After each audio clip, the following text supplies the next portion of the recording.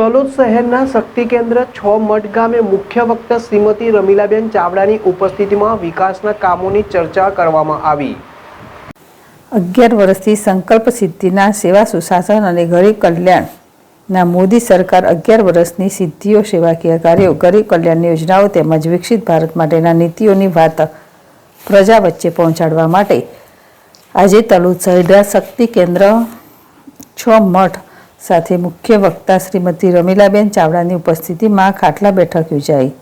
જેમાં તેમણે મોદી સરકાર દ્વારા 11 વર્ષ દરમિયાન ગરીબ કલ્યાણ માટેની યોજના અને આયુષ્યમાન ભારત વય વંદના યોજના મહિલા ઉત્કર્ષ વિશે માહિતી અને માર્ગદર્શન આપ્યું। આ સમયે શહેર ભાજપ મહામંત્રી નરેન્દ્રસિંહ ઝાલા, નગરપાલિકાના પૂર્વ પ્રમુખ પ્રોફેસર રંગુસિંહ સોલંકી, કોર્પોરેટર લસુબેન સોલંકી, લક્ષ્મીકાંત પટેલ, દક્ષાબેન પ્રજાપતિ, તલોદ શહેર ભાજપના પૂર્વ મંત્રી કાંતિભાઈ પ્રજાપતિ, પ્રોફેસર નરસિંહભાઈ પટેલ,